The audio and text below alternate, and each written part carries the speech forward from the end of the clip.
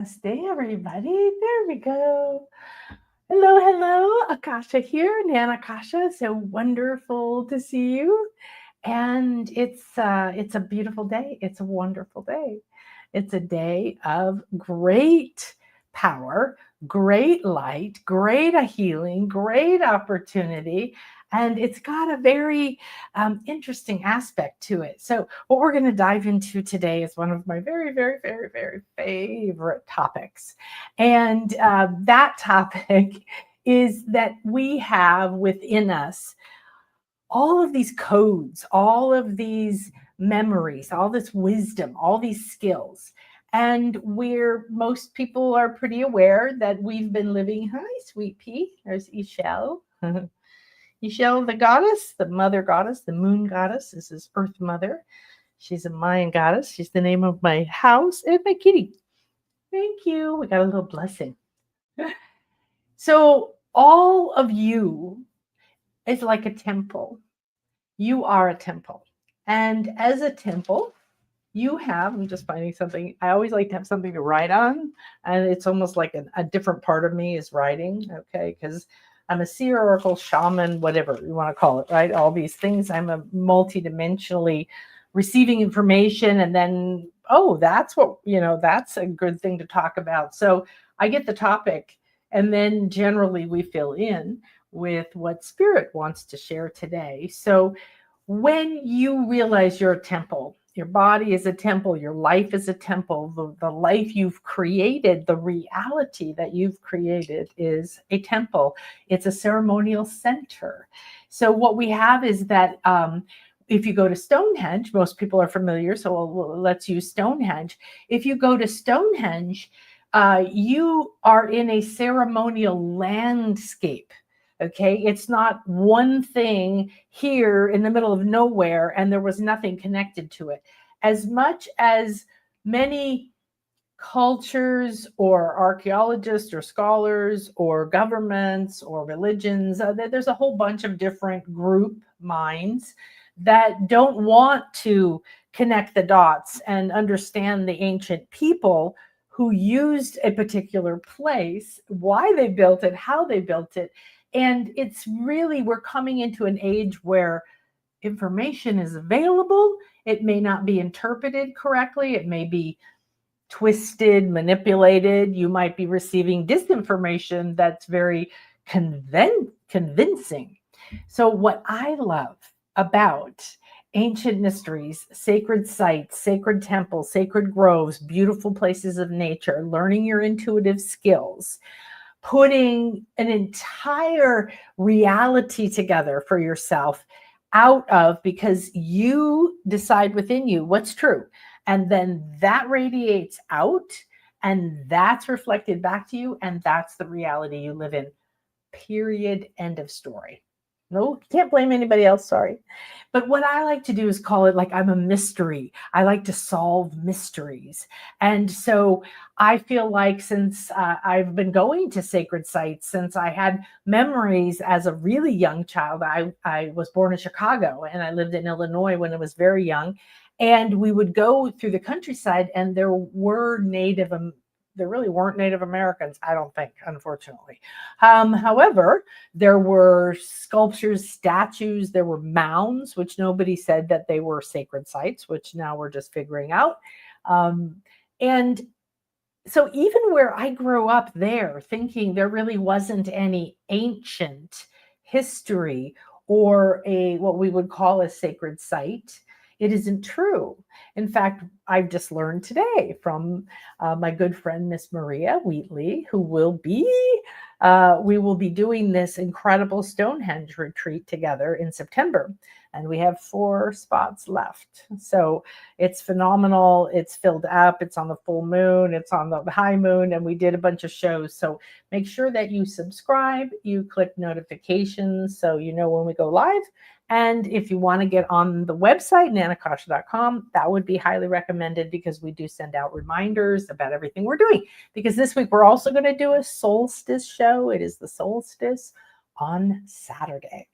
Very big deal. So today we are in the corridor, we are in the light, we are in one of a very few days of the year for the Northern Hemisphere that we are in the most amount of sun that we could possibly have. It'll incrementally get bigger until Saturday and then start going the other way. But think about 3, 4, 5 days on either side of the solstice as this corridor of light, the maximum amount of golden spiritual sunlight, divine downloads, energies, codes, healing, kundalini awakening, filling your vertebrae, filling your chakras, finding balance, being willing to receive life force, which will allow you to heal, shed, and stand in your power. So this is a really powerful time.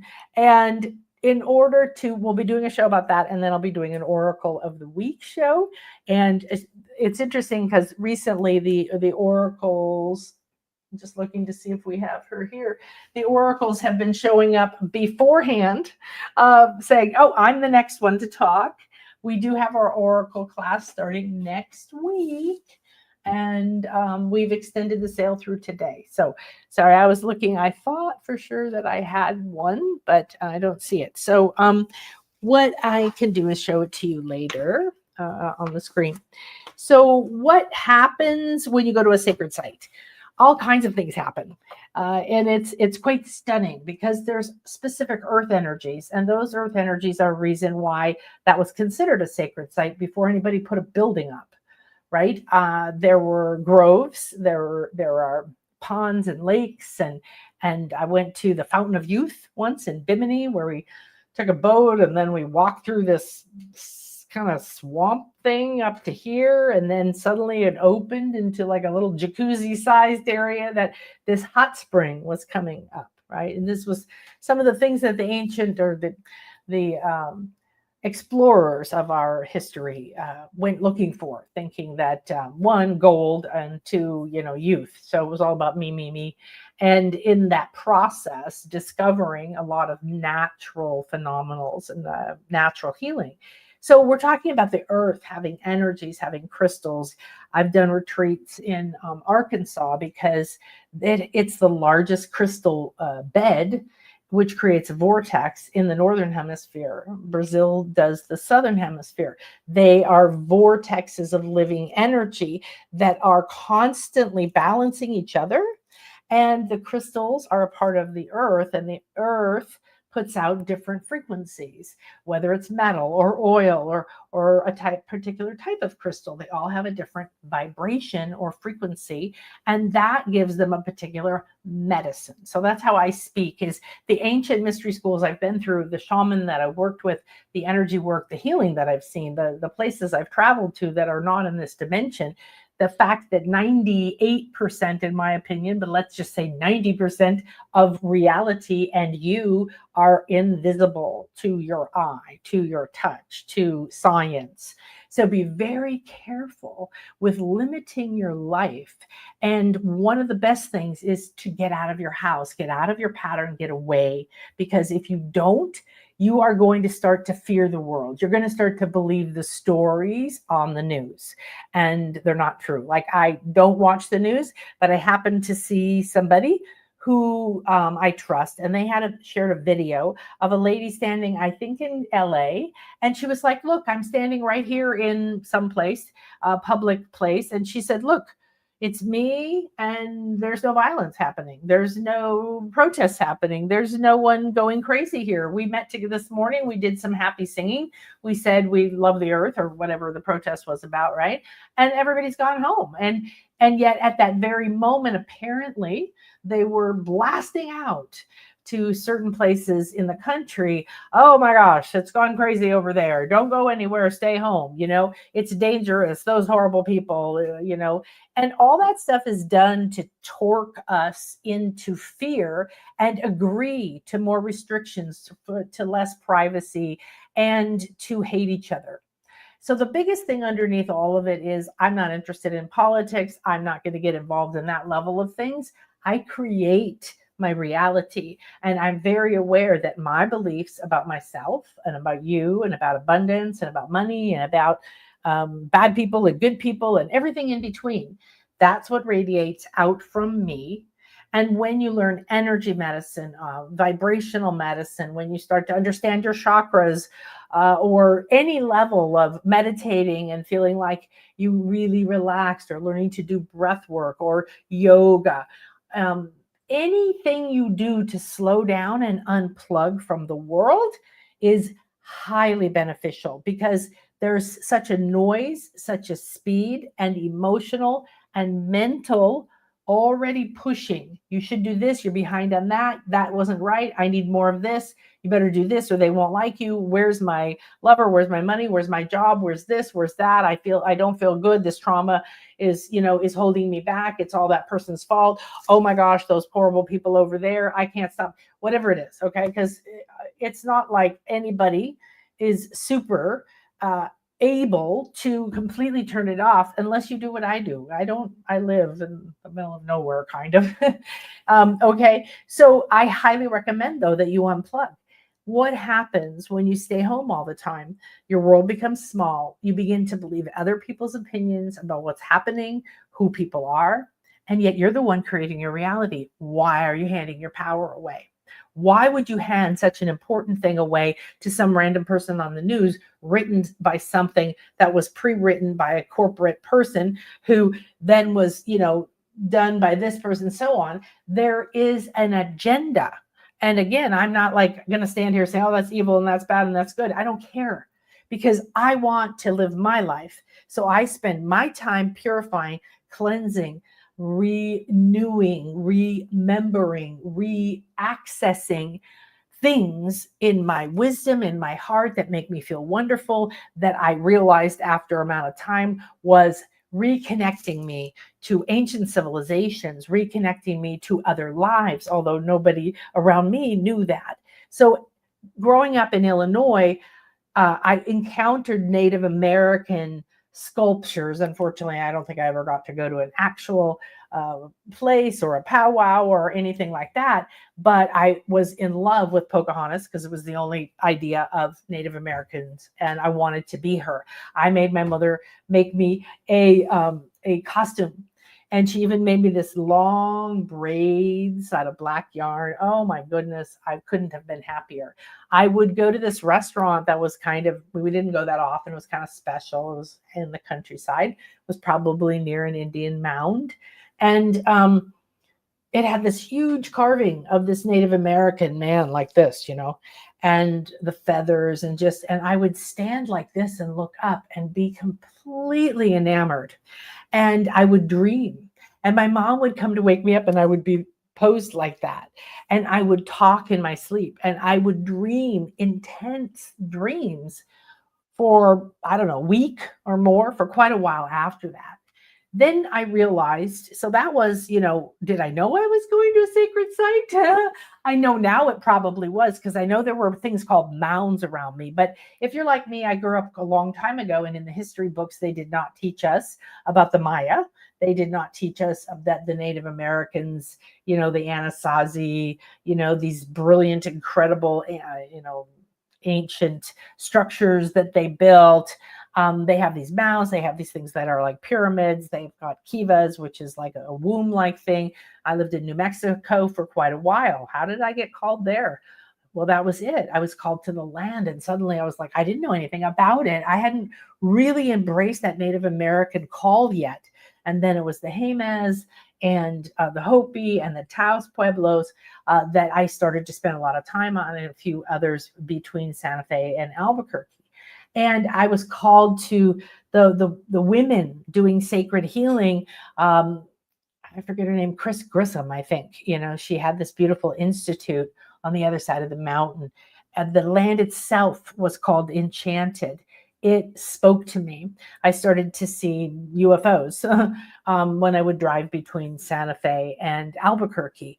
You couldn't go very far where I lived without encountering what I would call a sacred travel, because the land itself was still very pure. There weren't a lot of people living there. I lived very near petroglyphs. Those are ancient drawings, spirals, people, Kokopelli, all of that. So these were a part of my daily life. And I can only say now that I understand better why I was called to live in these different places. So I lived in LA when I graduated from college in fashion design and art. And I was in the fashion industry and I loved the beach. And it was all very exciting, newlywed and all that. However, when my business, which exploded in the mid 80s and then closed at the end of the 80s when everybody went bankrupt, I just was like, okay, it was spirit deconstructing life.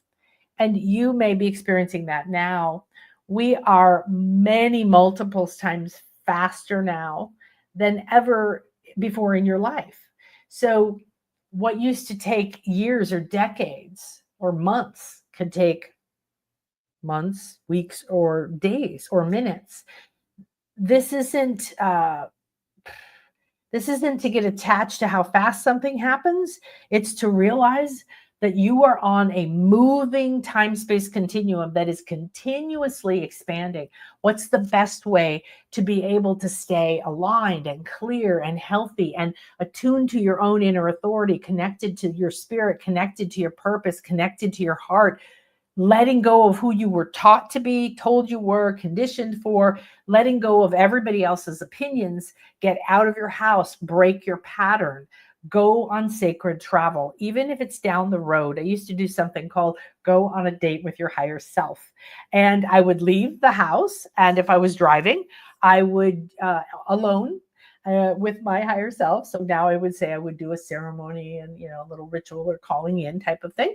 And then I would leave my house. And what was I going to do? I didn't know. It was up to my higher self. So I went into a space where I knew I was connected when I could still drive. Please be careful. We're going to start the Intuition Awakening Summer Camp very soon. We're getting that up this week. So pay attention. This is the quantum leaping board for my clients. Almost every one of them started here or did this and felt like their life was just shot them to a whole nother planet. Why? Because you get feedback instantly. You exercise, you use your intuitive skills. We open the 360 senses. I create a sacred space that makes it easier. And then I give you different ways to intuitively connect and you practice. Okay, so and everybody thinks they suck at first. So that's the great thing. And then you start supporting each other and you start getting feedback that you're right and you start trusting yourself and believing yourself, and it's a whole thing. So one of the reasons I do sacred travel is the same thing. It quantum leaps your intuitive skills, your level of consciousness, your personal soul or life evolution. Now, you're from a line of ancestors. You're from a planet that's been around a long time. The planet is a living thing. The planet is evolving. The planet has, depending on which culture you listen to or you use their cosmology, they have the Earth has a certain number of eras that she's evolving through. And we are here in the 5th out of 7. And we're connected. When volcanoes go off here, volcanoes go off in people's emotions, in their bodies. Eruptions happen maybe in the skin, in an upset stomach, in politics, in wars. Okay, we're all connected. So when you go on sacred travel, if you just walk out the door, you connect to your higher self and you drive to the corner and you say, which way? Now, you may live somewhere where I have to go one way, but you get what I mean. And everywhere you go, you just keep letting source or spirit or your intuition guide you. I recommend that you check everything through your inner authority. So I do conversations, even with my clients, who some people know I am meant to come to this retreat. Boom, done. I'm coming, right? And that's it. And they sign up. Or we go into like what are the challenges that they have that maybe, would get in the way of them. What fears are coming up when they say, oh my gosh, I'm supposed to go on this retreat. And there's a reason that happens. So any kind of sacred travel from locally, or I've done this in London when I was visiting and I did it with friends. So you don't have to do it alone, but we literally walked out the door and went, which way? Okay, I think we're supposed to go this way. Okay, We'll go this way. We met the most amazing people. We ended up in the most amazing, complete what you would call coincidences. It was just ridiculous. Okay. And so if you start to exercise that, and then when you travel, whether it's to the next town, whether to an event or a retreat or to another country or to a sacred retreat, specifically like the ones I do, or do a healing one, or back to your ancestors' home, going to a forest near you, going to a park near you, there are sacred spots and beautiful earth energies everywhere. Okay. So you can be in New York City and go into Central Park, and it's actually stunning energy. You can go into an art museum. That's very sacred to me. I love art. I love being around certain kinds of art. I like being around in certain rooms, in certain museums, let's say all impressionists, because they're all vibing a particular vibration, and I am eating and consuming the energy. So get out of your routine, get out of your house. Number one, like, it's not news, but I think we tend to forget it because, like, oh, let me wait next time, next year. Guess what? Next year isn't created yet. I talked to a client the other day and she said, well, I'm so supposed to come. And I kept thinking, I want to make it about the money. But what really felt like was my inner doubt was like, well, maybe it's not the time. Maybe I should go next year. I've already done a bunch of stuff this year.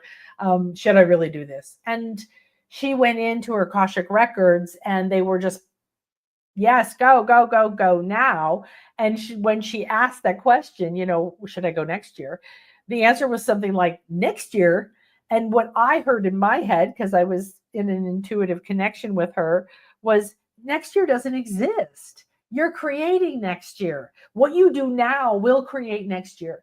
And here's one of the reasons that sacred travel makes all the difference in transforming you and the planet and the reality you live in and the time-space continuum that you're building. That's the little tunnel of light and time and space, Nacht, the Quiche Maya call it. And you create that. It was created before you were born, and then you keep recreating it and adding something new to it and letting go of old stuff. So you are creating next year now.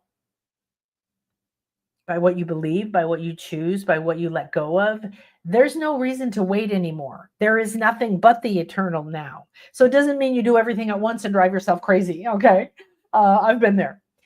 It is that you are now being asked to be very present with what is talking to you. What is your bigger purpose, your higher purpose? Okay. Your purpose isn't to pay the bills on time, make people happy, do a responsible job, not upset people. I don't know what, live as long as you can, even if you have no quality of life, whatever. We've all been given certain parameters about what's supposedly, good. What do we want? You need to look at that. Excuse me. You need to look at that. You need to look at what is it that you are prioritizing within your mind, within your emotions, within your actions, within your money, within your willingness to gather your courage, to explore something new, to step out of where you are. You're here on a hero or heroine's journey. And if you don't keep cycling like the spiral of life through that journey, you are not only slowing your own evolution down and making things more struggle and boring and who knows, and a whole bunch of other stuff, right? But you're slowing everybody else down. So we cannot reach a tipping point when people are going to war. Period. End of story. War creates war. Your fear creates fear. Your judgment creates judgment. Your blame creates blame. If you're doing that now, you're creating that in the future. Well, what did the ancients get? What do the healers understand? What do the people who speak with the trees and speak with the wind? What do the shamans understand? What do the elders understand? What do the medicine women understand? What is right here inside of ourselves and our DNA and at our fingertips that is more powerful than anything we've ever experienced in using our logical, materialistic, greedy little minds? Okay, we got stuck in the mind, and we got as an entire collective culture, okay, on the planet, long time ago, and we got stuck in our achieving through the mind. Ooh, I built this building and look how great I am. And I can do this and I can do that. And you're seeing this epitome of the mind right now. People are figuring out how to hack you rather than taking all that effort and genius and creativity to do something good, to do something blissful, harmonious, peaceful, and positive, because this level of mind has no heart. There is no heart.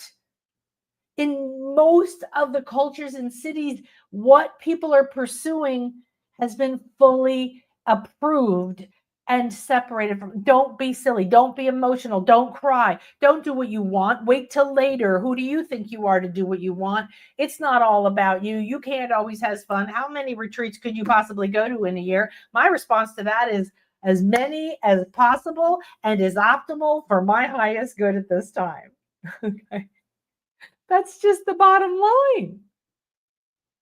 So when you do this, what happens to you? You listen to your spirit. You go out of your routine. Now you have to be in the now. You're not running by habit. Now you have to be present. You're encountering something new. You're figuring something out. You're moving past a lot of different people. You're creating a lot of intersection moments. You could meet people. You could see something. You could read something. You could buy something. You could eat something. You could smell something. You could have a vision. You could walk past something and get an entire past life download, right? Or some people pick up. One friend of mine, Joan of Angels, she was moving around Europe quite a bit, and she went to Portugal, and she broke her foot or her heel or something. Anyway, she had to wear a boot, and it was very painful. And she contacted me and she said, what happened? What's going on here energetically? I want to understand what the underlying reason is. And I said, well, whenever you're going around somewhere like London or Paris or Portugal or pyramids or ruins or temples or cathedrals or castles or ancient forts, or, these are power spots. And when you go in a sacred way, it's different than when you go as a tourist. So we're talking about sacred travel that transforms you, and what is the possibility with that to accelerate your wisdom, your healing, your confidence, your calm, your healing of your physical body, your realization and connection to your higher self. What other lives will you pick up? What memories will you pick up? What might be activated within you because it's in that stone, or you were there in another life, or the sacred women that always attended that spring are there because time exists. So when you go on sacred travel, you become more aware of, I have to get there, add an agenda and do this thing, and am I ready, and did I bring my papers for my appointment, and all of that 3D stuff. So we all have that. We need to turn it down and put more sacred movement when you leave the house, when you go to the store, when you go to your job, when you pick up your children, when you do whatever. Okay. So for the solstice, we're going for 4 days and 3 nights to Izamal. It's a ancient city here by the Maya, and it was built by an original father of Atlantis who came, Itzamna, and it has, oh my goodness, the energies. It's very weird because the houses and the town is built basically around it and on top of it. There's no like go to the site and then walk through the jungle and see the pyramid. No, it's like right here and there's a barber shop, right here and there's a house. Right here's a store and you can see the pyramid behind it, but you can't get to it because there's a store and they don't open it up or something. I don't know. So, but I'm going there exactly for sacred travel. I am super called there. I went there first about 5-6 years ago, and I only went to the convent that was built on top of a ruin, a big pyramid. And that upset me at the time. I really didn't even want to be around. And I didn't realize there were pyramids everywhere. So next year, part of our sacred travel agenda will be to bring Maria Wheatley over here to the Maya land. And we're super excited. We were talking about it today. Part of what I'm going to be doing is for me, it's my personal path, and I'm studying with the Mayan elders and priests, and I'm starting a foundation for preserving their wisdom, and I am becoming a daykeeper, and I'm starting. So I'm very embedded in this as a mystery school, but also as a soul calling. So I happen to have a deep interest, and I've lived here 10 years, and I love living here. So I take advantage of this. I go approximately 3 times or more a month to a pyramid or a sacred site. However, I can just leave my house and I'm driving through the Maya land. I'm driving by lagoons full of salt crystals that are very, very healing, and pink flamingos are born, and they just flew over this morning, and I got a little video of it. So all of those are sacred. Those are all part of the earth. So it can be nature, could be pyramids, could be temples.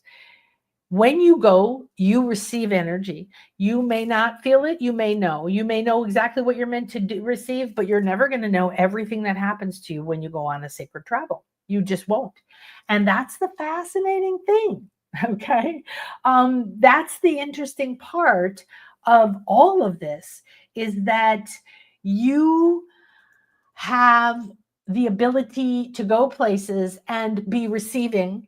And the more receptive you are, the more you've activated, cleansed, and cleared your light body, the more you've talked to the land and the guardians. Make it sacred because you're respecting that you're going somewhere. There are guardians of that place, of the land, of the earth, of the chipmunks, of the trees. There's particular energies happening right now. Long days, right?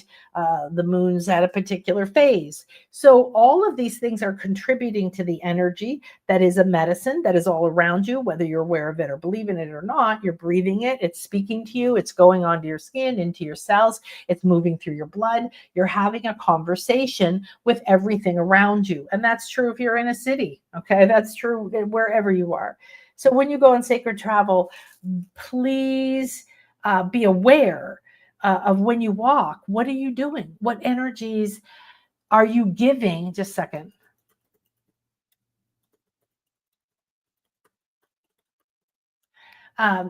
What are you giving the land? So I program my foot chakra to put love and peace or acceptance or gratitude. Thank you, thank you, thank you. Because then you're receiving whatever the energy is there. So all of these things is when you come on a retreat with me, we do preparation. We speak to the land. I even go there usually beforehand. And there's a whole lot of preparation, talking to the multiple dimensions and realms. That includes the ancient people that lived there, which is what I love about the retreat that we're doing in September with Maria, because and half's with me and half's with both of us. And what's really amazing about it is that now we get to go, and we get to go there in a sacred way. How many people go to Stonehenge? Lots of people. Well, one, we're going private access. So we have a small group, and we get to go inside the circle instead of standing way on the outside, which is what they let the normal tourists do. We'll be able to go in the way that Maria knows, because she's studied it, written the books on the secrets of it. She has a legacy archives of dowsing. She knows where the geospirals are, that it was built originally in 2 phases. And so there's the wisdom of understanding. It had different eras. It looked different. It was covered, it was surrounded by the white chalk, was cut down. You wouldn't see it across the landscape. And it was actually very private versus looking like it's just standing out like a sore thumb now with nothing else around it. There was a purpose for every stone, for what the stone was made out of, what the crystals were in the stone, what angle it was put at, why the trilithons are on top, whereas most stone circles, there's nothing on top. It takes the energy that it draws up and then spirals it around the circle. It keeps it within.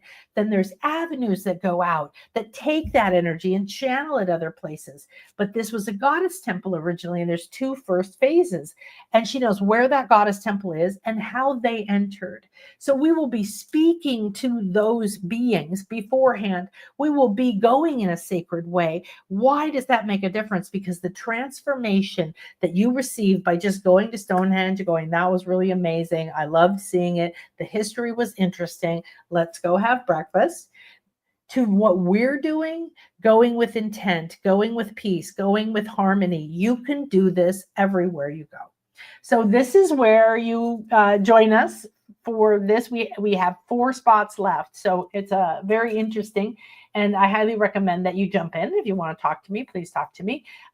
However, that's the thing, is that Maria lives here and she's studied it, and she's been to Stonehenge more times than probably anybody, and she's gone with crews that had private access with no one there for filming, and she's been there with archaeologists, and she's been there with dowsers, and she's mapped it, and she's taken people with scientific equipment, and she's done this at many of these sites, and she's discovered long-skulled people, an entire ancient civilization that was forgotten, lost, erased.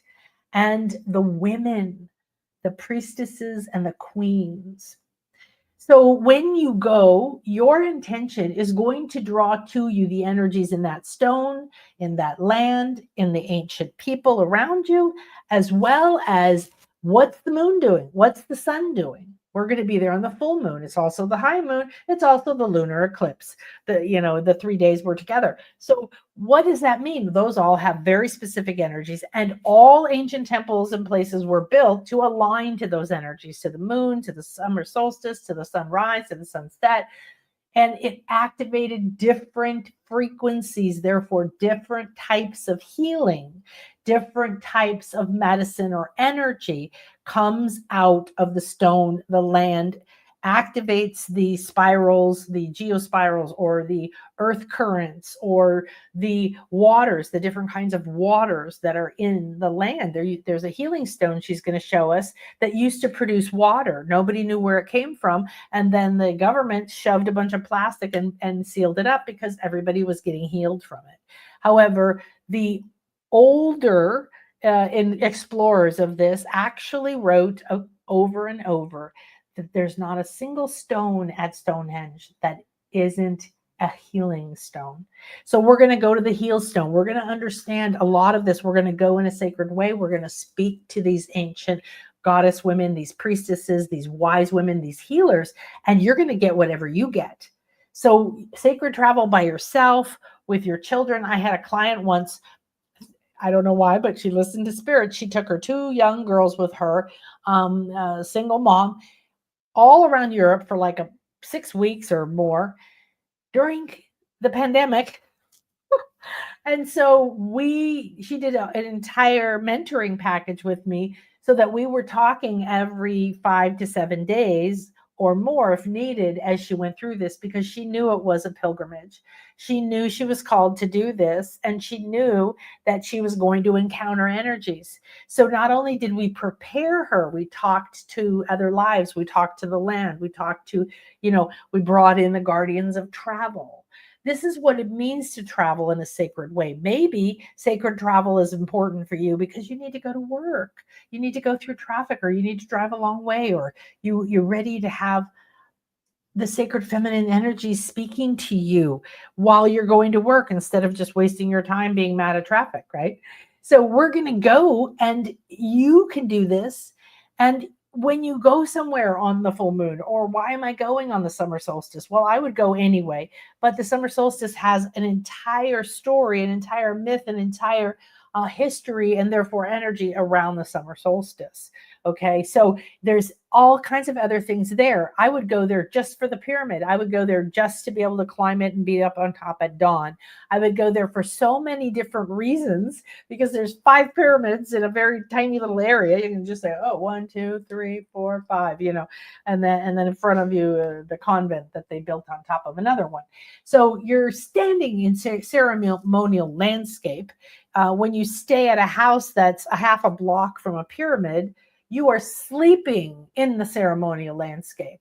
Maybe where you're sleeping, maybe where that house is built, maybe where that bathroom is at a sacred site or a park now, is built over where the medicine women, made their herbal things. Maybe it was, a sleeping place. Maybe it was a preparation place. Maybe it was a school, or all of these were cosmic universities for feminine, masculine balance, and all of the cosmic and mystery, philosophy, science, architecture, music, herbalism, magic, every level they did.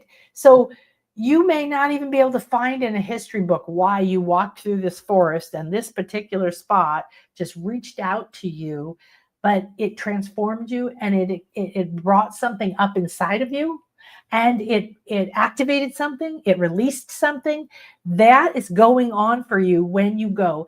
And when you go in a sacred way and you say, thank you, I'm so honored to be here. I come in peace. I come in harmony. I ask for the most optimal healing, the most harmonious experience. And I want to connect through my heart to all this beauty and all these places. And then I can go, oh, okay, fantastic.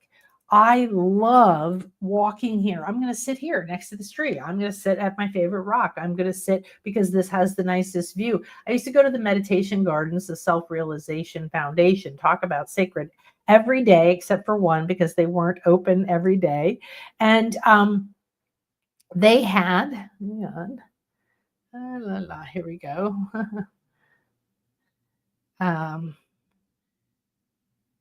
Oh, didn't show up.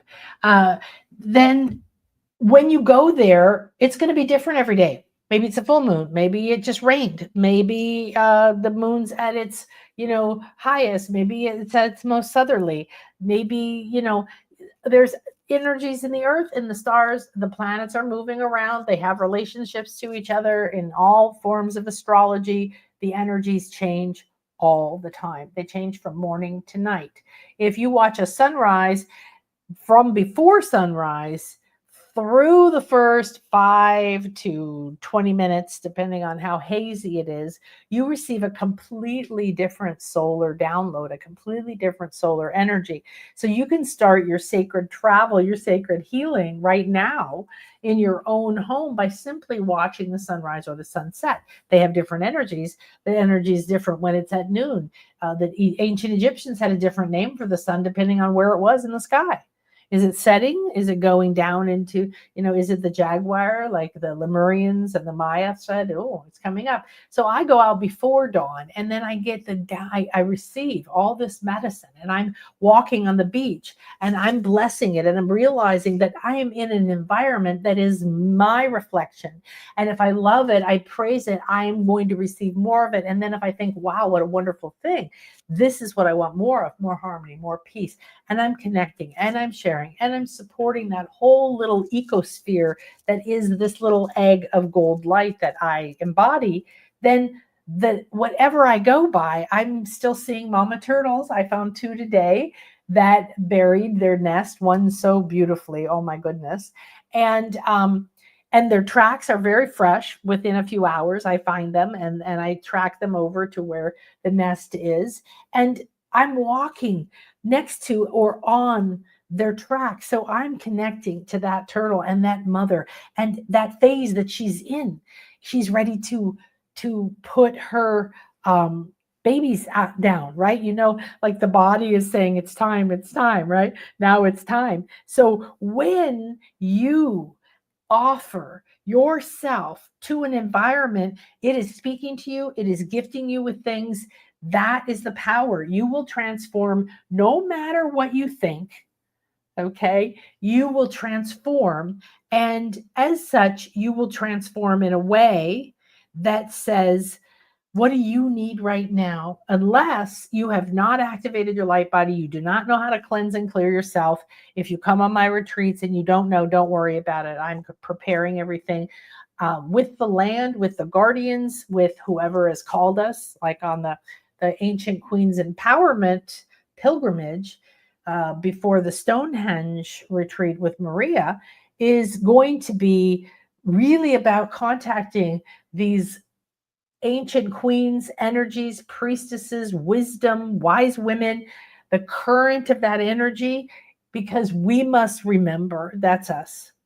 And we are going in a sacred way so that as a group, we're supporting each other. And I've seen images of us sitting in the Chalice Well, which is a beautiful gardens with many different places to go that you can drink the red springs, which is the feminine. So could you go there yourself during the day if you went to Glastonbury? Yes. And you gotta go in a sacred way. When I enter the jungle, when I enter a sacred site, when I walk up a pyramid, I stop and I connect heart to heart with the land, with the stones, with the energies, with the ancient ones. And my intention is to connect to the heart, to the truth, to the love, to the wisdom, to the medicine, to myself when I was wise, or mentors, or wisdom that's ready to download in me. And that I'm also a clear channel, but I've got nothing to do with any pain, any past that wants to leave that stone, that tree, that pyramid, that whatever, wherever you are. Okay. So you will have an unequivocal opportunity when you go in a sacred way anywhere you go. Okay, so go over here. We're going to this church. I would not, in the past, have been a big one on churches, but most of them, a lot of them are built on top of other sacred sites, which means the earth energies are powerful. Often they're still aligned the same way that that sacred temple. A lot of the churches in France and in parts of Europe are built by the Templars, which are incorporated with the same sacred geometry that a lot of the ancients used. This particular cathedral, it's called Wells Cathedral, is very well known for its unusual architecture. You can see that it's quite beautiful. It has unusual, you can see again, a lot of people going here and saying, oh, I visited Wells Cathedral. It was so beautiful. They went, they appreciated it. They took pictures of it. Maybe they sat there. With or without any religious context, it's a beautiful thing to see. You could appreciate it and you could go have lunch and you could move on. But if you didn't go in a sacred way, you're not going to receive the deeper wisdom. You're not going to receive the mystery knowledge. You're not going to receive the codes. And you're not going to receive any of those things unless you have asked, you are ready, and you are open. So that means you're doing your work every day. You're prioritizing your spirit every day, okay? And coded into this cathedral is the pentagram of Venus. So this is a sacred goddess, sacred mother, sacred sun, sacred feminine, powerful priestess place. Okay, this is for awakening incredible wisdom, and these embedded intentional artwork, sacred geometry, patterns. I don't know if we have a picture of the pattern. You can't really tell. That's here. There is a show I did about Venus, so make sure you watch that below. And there's playlists for Stonehenge, 3 with Maria, for the Queens, 4 Queen channeled Mary Magdalene, Eve, Guinevere, and Morgana, the Fae. Those are below as well. They're all about this retreat, but they're also incredibly powerful information that will bring you, maybe trigger something. You can go on a sacred trip just by watching one of these videos. Okay. And if you really want to come, we have 4 spots left, so please let me know quickly. But if you really want to come, look at these pictures. Or if you feel drawn to this, look at pictures and watch videos, because you can connect in a sacred way that way. But I can tell you that people will go to the Abbey and then leave and think it was wonderful, appreciate the ancient buildings, the beautiful nature, the apple orchard, the lakes, and they're going to leave with a completely different experience that you're going to have with me, because we're going to go to the Abbey. This is in Glastonbury. We're going to go there with our dowsing rods. We're going to go there with our hearts, having been aligned in the well, in the chalice well, and purified and reconnected to the Fae, because when we go into White Springs for our beautiful purification and our private time, we will be, it basically is a fairy portal. And so when you travel, you could, again, that place is free to people. We have it private access. So that means no one else gets to be there.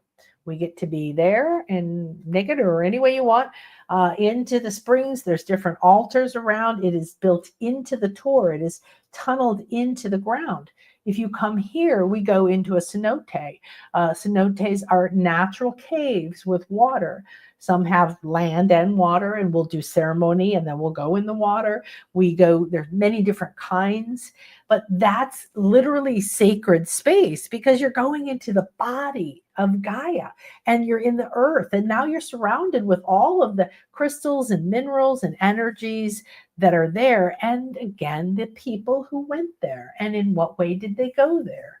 So you don't have to connect with everybody and every time. In fact, I don't recommend you do. When you do your inner work, when you go somewhere, always on every day, even if you go downstairs to be with your family, go in a sacred way. Okay, travel. So we're going to climb into these wombs and activate so many of these feminine energies. This particular site is again, people can come and wonderful, and they're going to get some little key codes and downloads that they don't know. But you and I know if we go in a sacred way, we have a different level of consciousness. We are at a different state, rate, frequency.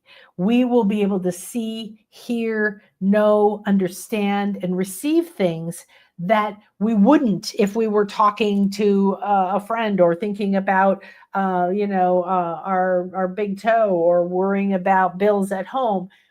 You come and you're fully present there. You go with Maria or you go in and you go in a sacred way, maybe in a sacred ceremony like we do here with the Maya or with the Mayan priest that we're going to be having coming. And all the other things, not in Stonehenge, all the other elements, like there's 3 circles here. One represents the moon, one the earth, and one Venus. Why is that significant? Those are all 3 sacred feminine planets, archetypes. It's built with a crystal stone, pink, very feminine energy. All of these things, and we'll be there around the full moon and all that. And we'll actually be here on the full moon.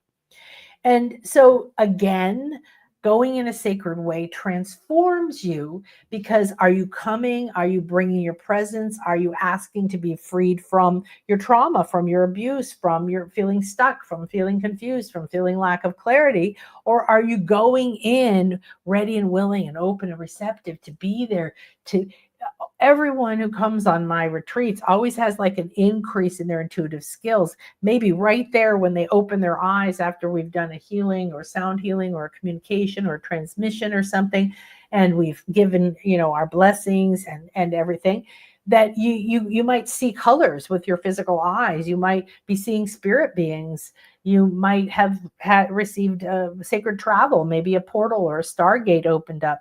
So sacred sites are very frequently stargates because they were built over waters or over sacred earth currents or over spirals in a sacred way, aligned with sacred geometry, aligned to certain cosmic events. And all those things are like, cogs in a wheel that when they come together, something opens, right? And maybe you go there and you're the key to open something that's been waiting. And now the world can go to the next level because you brought that key code with you. So you also bring things everywhere you go, and you may not have a clue that you are bringing something. No, you can't eat my feather. The little one loves feathers. And you are helping the world by going on a sacred travel and transforming yourself. So all of that's there. There is very similar to the mountains in America. That's Dragon Hill. So come and check that out. Now I have to do this. Come back over here. Say hi. Okay, I'm going to turn this off. Can I turn this off? Get that out of your face. There we go. Okay, there's Shell. Hi, Shell Bells. Okay, now let me share with you. All right, here we go. So this is today's show that we've been talking about is a series. And so once a week, next Tuesday and the following, I'm going to do more about the idea of pilgrimage to power. Everything we're doing now is really a pilgrimage. It's a pilgrimage in the sense that you go to be with yourself. You go to be reconnected. You go to a sacred place. You go in a sacred way. You go with an intention. And so I'm going to talk about, and I started talking today about the 7 healing gifts of sacred travel. So I would love it if you would think about it, if you would comment on it, if you would share with me on Facebook or here, or even send us an email. and share, what kind of sacred travel do you like? Why do you like the idea of pilgrimages? Do you feel called somewhere? Do you have stories about when you went, on a pilgrimage? Do you understand that the gifts of sacred travel have for you? But now I want to free you to say you can make everything into that, and yet also it's very, very important. So, one of the biggest gifts is breaking your pattern, getting out of your normal life, getting away, because now you can break a pattern. You can be around different people, you can be in different energies, and the longer you're doing that, the more you will transform. Joe Dispenza, who measures people's brains with science to compare to what people are saying is happening, which is physical healing and all kinds of other things. He started with 3-day retreats, went to 5 and 7, and now he's doing 10. Why?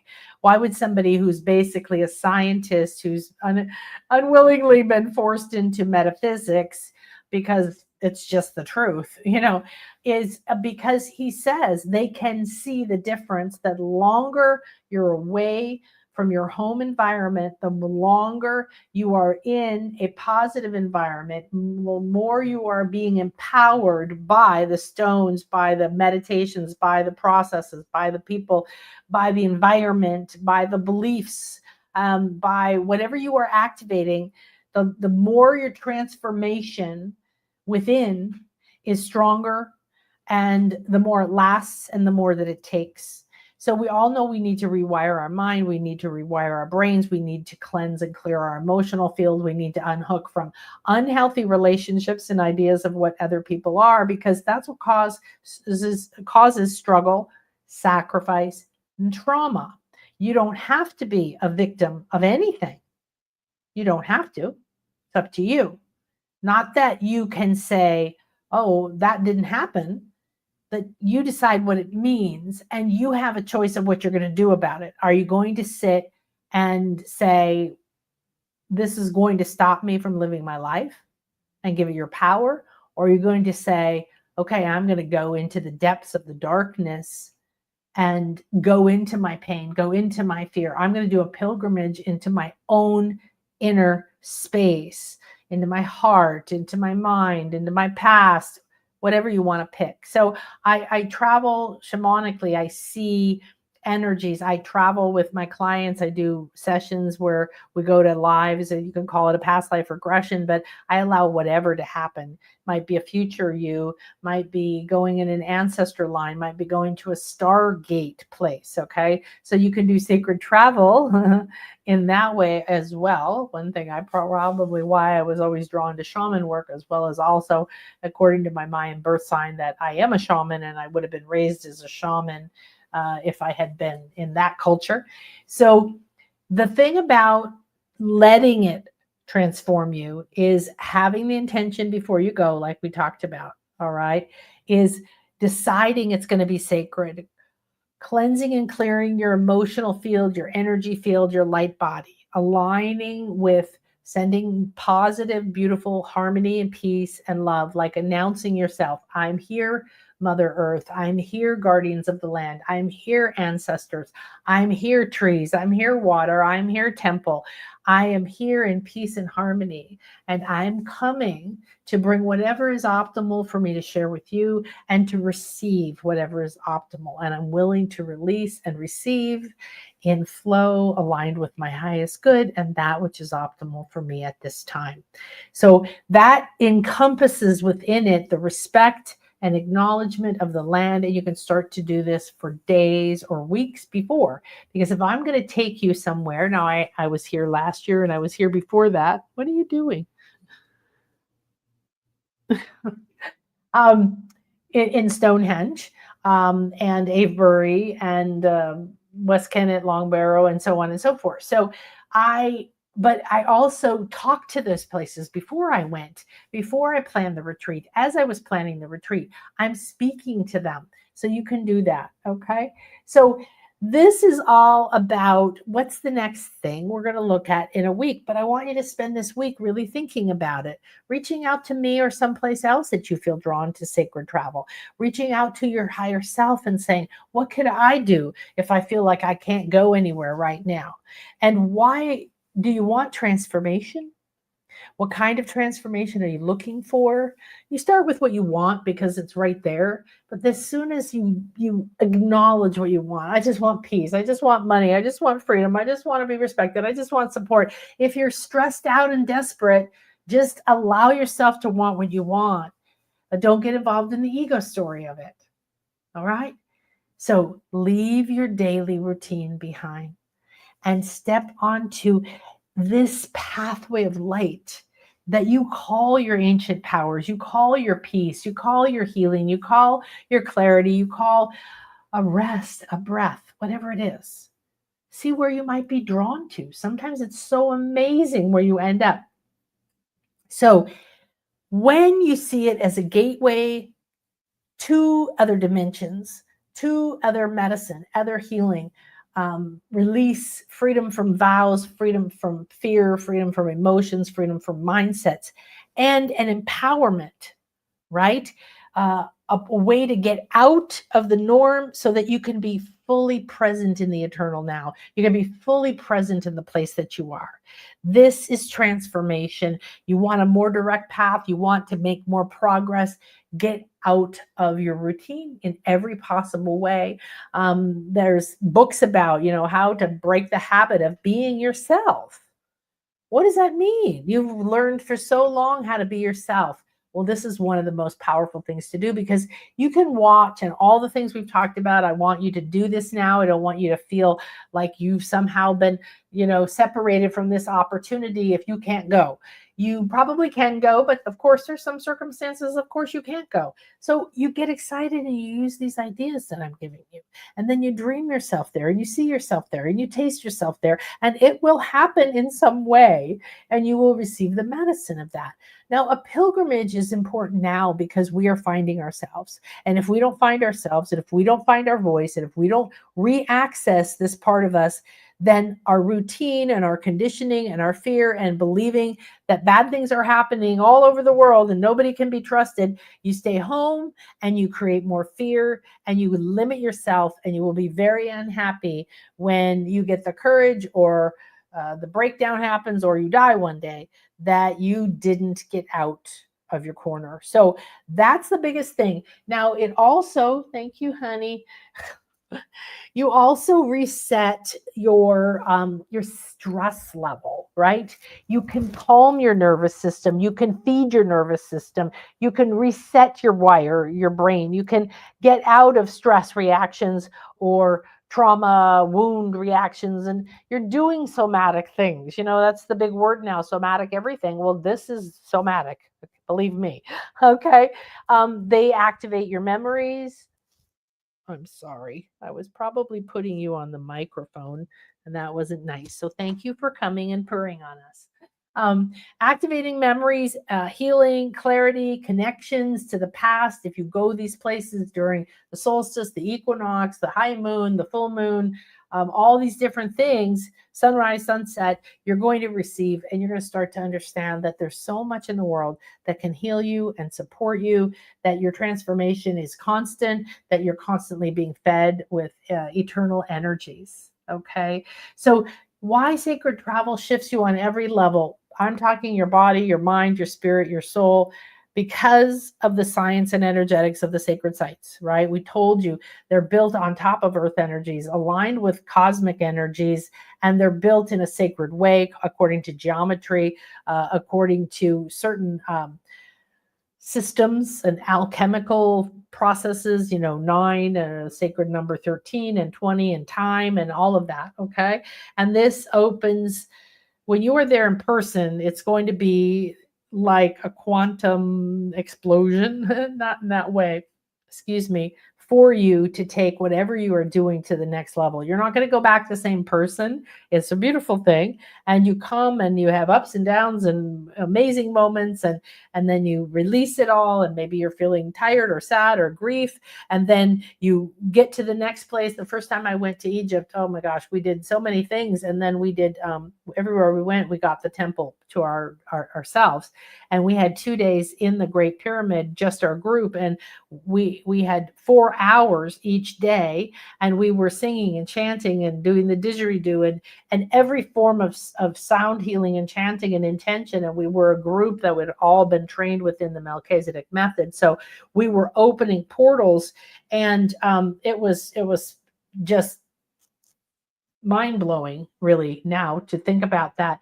So you could go and do that. You could go in your own way, but there's nothing else in the world that's going to change that. That's the epitome of going to a sacred place in a sacred way, right? With the right people, with the right intention, trained. That's ultimately the best thing.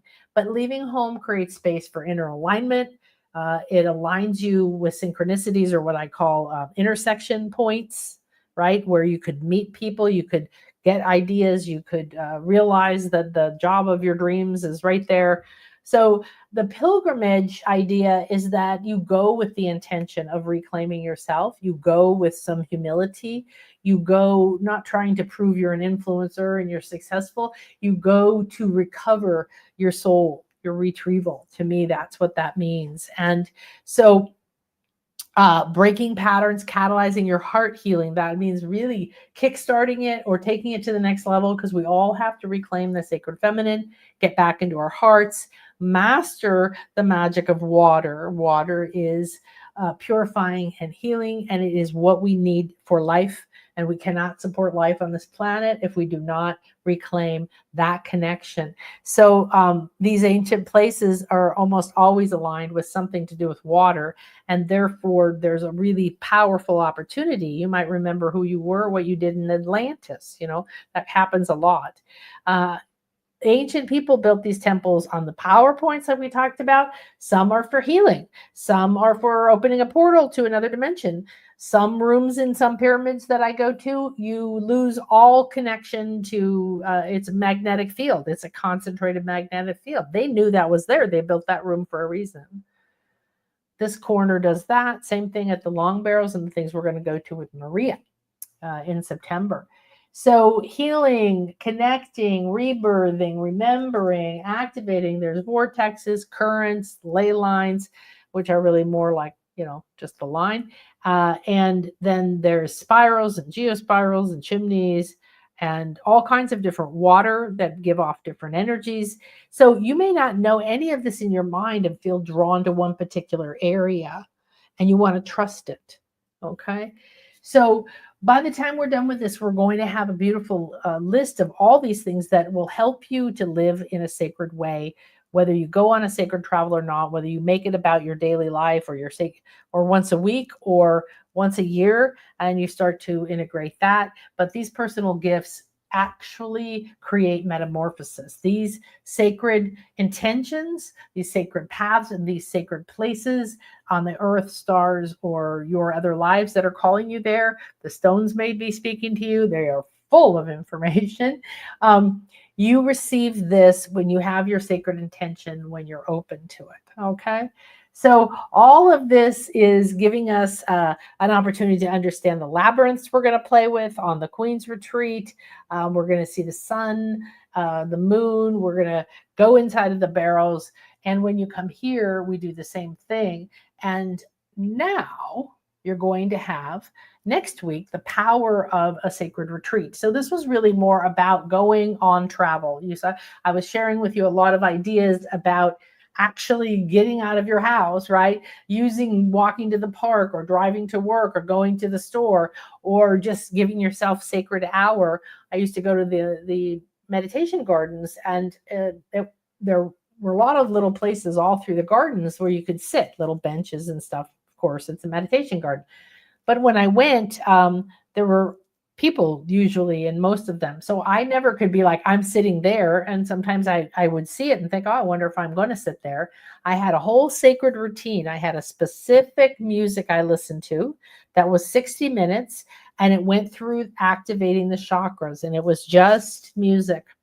Apple took it off my Apple Music and threw it away, and I don't even know what it was called anymore. But I would enter, I would put my headset on, I would activate my light body, I would do everything outside the garden, and then I would stand there, turn on the music, and at the very same note, I would step onto the gardens. I would step onto the sacred land. That I stepped over an invisible barrier, so to speak, into sacred space. And then you walked upstairs, and I took every step was intentional. I watched my foot. I looked around. I was speaking to the land and the plants. I was open to where the garden and where my guides were guiding me to sit that day.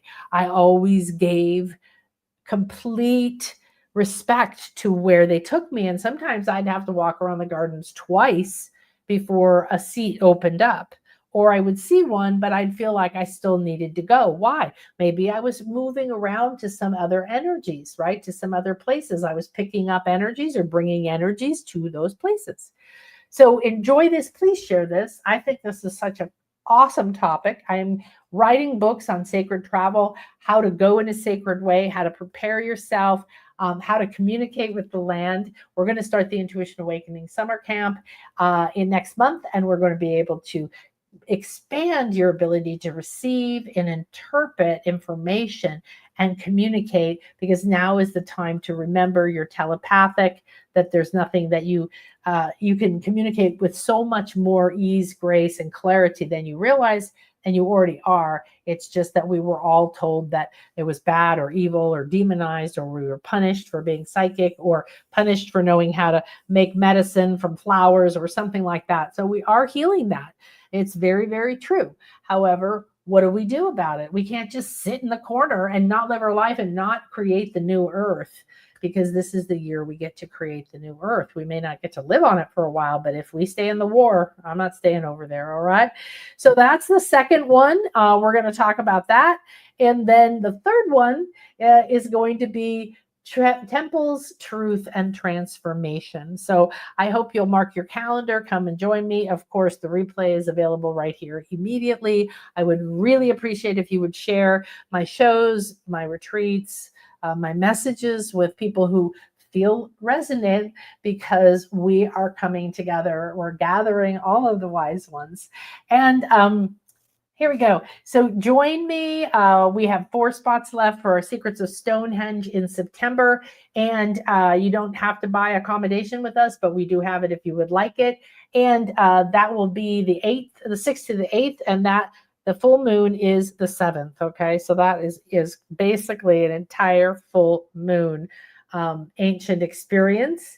And the priestesses are calling, the wise women are calling, and the ancient queens have called. And we're going to have this pilgrimage. We're going to be in Glastonbury for these first 4 days. And we're going to be private access at these wells, the springs. We're going to be doing magic in the goddess house. We're going to be doing sound healing. We're going to be going in to all these nature places with the labyrinths, speaking to these sacred women, sacred archetypes, sacred parts of you. Because before we go on the full moon, there's a lot of power in those stones. We're going to be talking and being the voice for the ancient queens. We're going to be remembering some very powerful things. So coming to this first part is going to be soft and beautiful and heart healing and aligning our masculine and our feminine. So join us, enjoy this beautiful and amazing experience we had. Thank you so much. And I will see you for the solstice show and the oracle of the week. Hi, Inner Light, and thank you. Have a beautiful day. Bye-bye.